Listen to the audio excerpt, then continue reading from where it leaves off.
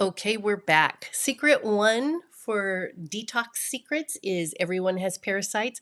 Now we're on to secret two.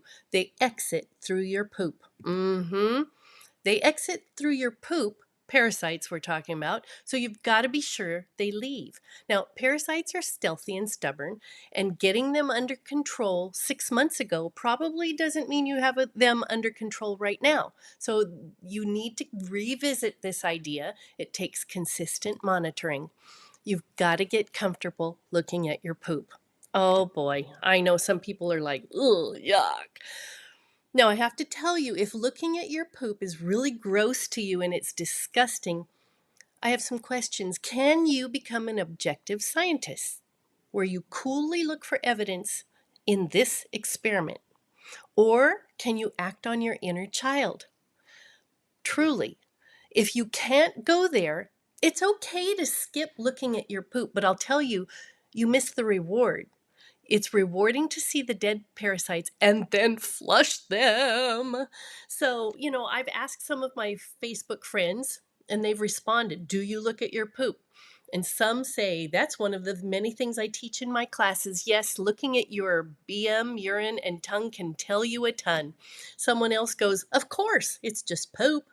And someone else wrote, yes, in a heartbeat, it shows what your gut is doing to food like corn. My body doesn't digest it at all, and carrots are not always digested either. So there's a lot of responses. One was, do people not look? Think of your pets. When they go poop, don't they check it out? It's because it tells them things. It's a message to their body. Here's why you look at your poop. You've got to know that the parasites are dying off. It's showing you whether you passed the biofilms. And poop can show you whether you need to adjust the amount of diatomaceous earth, aloe juice, or psyllium husks. Now, what should I look for? Okay, I have to tell you the photo on the left, I never saw spaghetti in my poop like that. Okay, but I've seen little bits and pieces of parasites. The diatomaceous earth shreds them, and I'll talk about that more in a bit. So I've also seen a little like dark thread emerging, not live. None of these are live, but a little dark thread sticking out of one of my pieces. And it was dark, like it was all covered in the poop film. Okay. I've seen little white dots, shreds of parasites. Sometimes I think they're eggs, but I'm not sure. And I have seen biofilm. If you look here at the bottom of the right photo, you'll see little oily looking stuff at the top of the water. That would be the biofilm. And in that same photo, you see some eggs that are just floating. So some people describe it as sesame or sunflower seeds. That could be a fluke type parasite.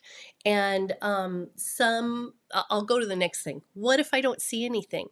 Well, some eggs and some protozoan parasites are microscopic and you don't see them with the naked eye. So don't worry, you're still purging them. Eggs are difficult to see, but they are being passed too. So this is what I love about diatomaceous earth. It is the exoskeleton ninja. Parasites, worms, have exoskeletons. Their skeleton is on the outside. Diatomaceous earth has little grainy shards. They aren't harmful to us, but they're harmful to the parasites. And these little shards will slice up their exoskeleton and then they'll die. The other thing that diatomaceous earth does for parasites is it dehydrates them. It makes it a very dehydrating environment so that they shrivel up and die. So you've got it coming and going. Now, the wonderful thing about diatomaceous earth for us, it's a little scrubber. It scrubs the walls of the intestines and the colon. It's a very healthy, good thing for us. Diatomaceous earth also has silica in it. It offers a lot of collagen. And you hear about that for hair and nails and skin and all of that. So are you ready to go? Are you ready to address these parasites? Do it with the diatomaceous earth? I am. So before the detox, find out your symptoms and exposures. You're going to block out 30 minutes and do the workbook assignment number 2. So what you're doing here, these are some key indicators, and you don't get any points for more things. I'm not giving you points. This is for you, but this is to help you to remember. You do have this page showing up twice in your workbook. So first page is before the detox and second page is after or during the detox. So you're circling the symptoms that you exhibit. And check back within about a month because I think you'll find some differences. Also in assignment 2, you're looking at the chart and comparing your poop to the chart, okay? Ideal is type number 4, but sometimes from day to day you might vary up to type 3 or down to type 6, but this is going to help you know if you're being properly hydrated, okay? Your body needs lots of water to process and to have regular bowel movements. Also part of assignment 2, you're preparing for the detox for a couple of days by drinking 1 tablespoon of aloe juice in about 8 ounces of filtered water. And you do this once or twice a day before you start the diatomaceous earth. And aloe juice is very good at getting the bowels moving. Psyllium husk does the same thing, but it's done with more fiber.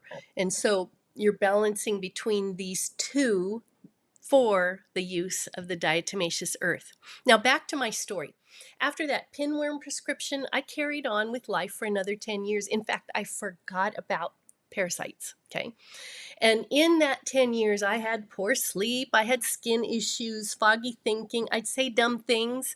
In the classroom, I meant to say rubber band and I'd say umbrella. And ha ha ha, we'd all laugh, but it's kind of crazy.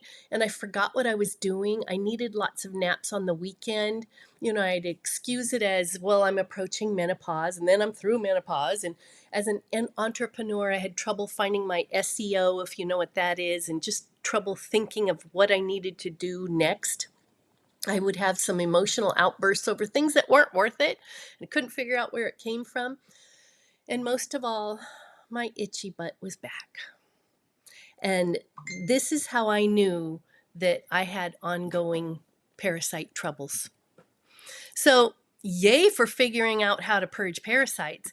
Eventually, in this time, I came across the pumpkin seed thing first on social media and tried that and did that before a full moon and during a full moon. And it worked some, but I still had some itchy butt. So I found some mentors.